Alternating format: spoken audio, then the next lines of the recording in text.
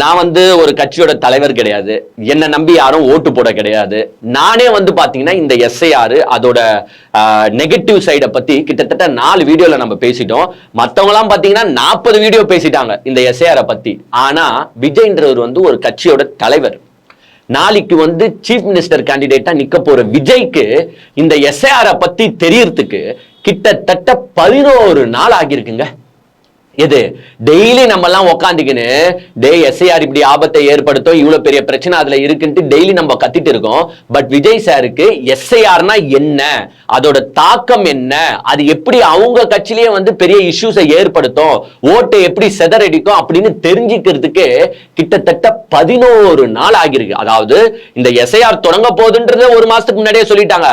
SIR தொடங்குது November 4, இப்ப November 15ஆம் தேதி தான் விஜய் சாருக்கு அறிவு வந்திருக்கு. இது எவ்வளவு பெரிய டிலேன்றது இவருக்கெல்லாம் புரியுதா இல்லையா? இல்ல கொஞ்சமாச்சு ஒரு கட்சியோட தலைவர் நம்ம இவ்வளவு பெரிய ஒரு சிஸ்டம் நம்மள நோக்கி வருது, அதை நம்ம எதிர்கொள்ளணுமே.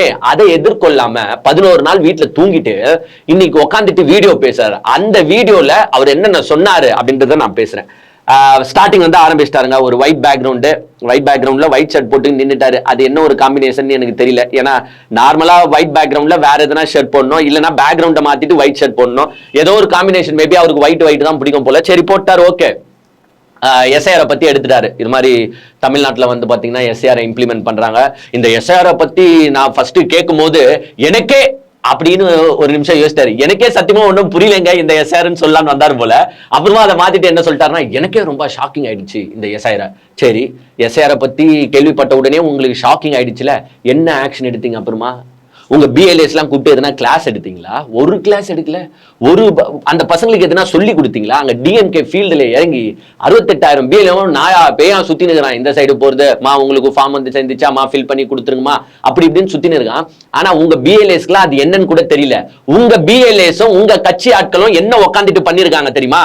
ஒன்னே ஒண்ணுதான் பண்ணிட்டு இருக்காங்க.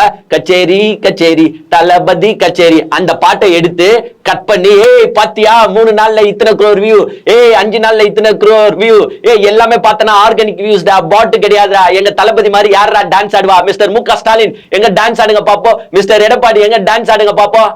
இப்படிதான் எடுத்து ரீல்ஸ் போட்டு இருக்கானுங்களே தவிர்த்து, எஸ்ஐஆர்னு ஒண்ணு வருதுடா, நம்ம ஓட்டே காணாம போயிட்டோம்டான்ட்டு எவனா பயந்தானா? சாமி சத்தியமா சொல்றேன், எவனும் பயப்பு இல்ல. ஏன் மிஸ்டர் விஜய் பைப் இல்லையே? அவர் பைப்பத்துக்கே 11 நாள் ஆகியிருக்கு.